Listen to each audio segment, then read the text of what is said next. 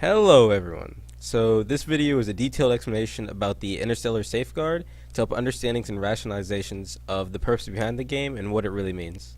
In short, the overall purpose and want in making the game was to see how well I, on my own, could answer the question, how long and how possible and whatever conditions is it possible for the human race to relocate in the event of an inhospitable host star, along with adjusting these results against differing levels of public support and information to understand a correlation between the two.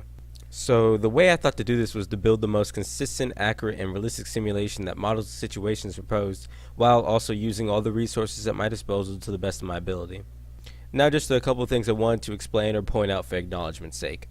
So first things first is the pre-situational settings within the game.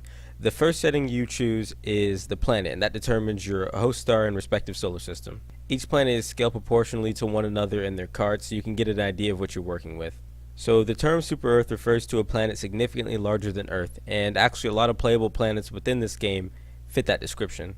There's three types of solar systems that I wanted to test within this game. The first of which being those that are 100% accurate, like for example the Milky Way, which is numerically represented the exact way it is in real life. Secondly, being 0% accurate, like the final one, NYXL, which is there to test certain systems that either haven't been discovered yet or just simply don't exist, to see how intelligent life species would deal with being in that type of situation. The final group would be those in between, which have most of their key features similar, with some parts either being tested to see certain relationships filled in due to a lack of exploration, or either best filled in best with the accordance with similar appearances, or due to just a lack of actual research on the subject. Okay, before I get into the next topic, I want to define realism, a term that I'm using a little bit throughout this video. When I speak of realism, it's not me saying that a circumstance is impossible. I'm saying that it's either difficult to achieve or nearly improbable. The best example of this would be the first quote-unquote difficulty within the game, cold. Cold represents a situation where we maintain pre-industrial climate change with small temperature increases for the entire time block.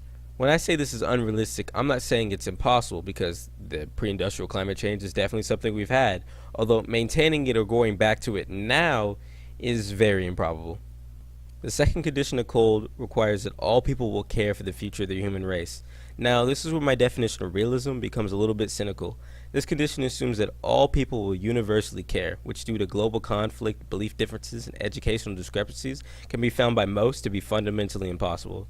Thirdly, ships will be used in experimental phase because public responsibility and resource abundance will reduce casualties and increase ship construction.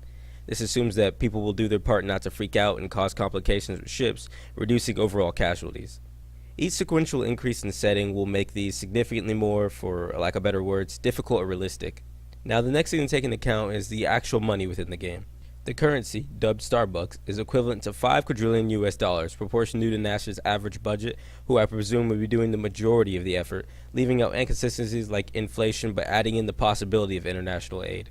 The money you're receiving at the beginning of the game is without any donations or specific public contributions. This is given to you by your respected sponsoring governments and impartial interest groups. It caps out at 999 Starbucks and 99 cents. Either knowing anything about the solar system or just being an astute observationalist, you'll know that things aren't visually to scale, but are assured to be numerically scaled accurately. To understand what I mean, if you look at the sun, it is proportionally smaller than how it is in actual relativity to the planets. This is so that when playing the game, a lot of the planets are actually visible. For actual scale, at the start of the game, the sun should be around 50 to 100 times larger than the Earth and expand 100 times larger than that initial estimation by the end of the game. You'll also notice that the game isn't continuous, it works in ticks. The game takes place at around the half-life of the sun, and each tick is relatively 2.6 million years. Next thing that I have to address is that the fuels in the game are the actual repellents, and assume that the oxidizer being used with all of them is liquid oxygen, which is very common. The game's population caps out at its starting value to avoid inconsistencies with a growing population. Orbits aren't tracked within the game because it doesn't impact temperature, because the thermostat only measures average yearly temperature. The death counter also factors out that no one dies of old age, war, famine, or disease, and are only an account of sun and temperature or spacecraft complication. Hospitality in the game is usually identified by several key features, it being a terrestrial planet, low stellar variation, a high metal content, large mass and density. This kind of helps with the magnetic field and gravitational hold. Orbit and rotation contains the biochemistry elements like carbon, hydrogen, oxygen, and nitrogen. and also massive stars. That's about it, but one final thing I'd like to say is that the cutscenes at the end of the game are purposefully made to be silent because sound doesn't travel in space. Well, nonetheless, thank you for watching. I hope this helped you, and I wish you great interstellar travels on your journey to save us all from a solar apocalypse.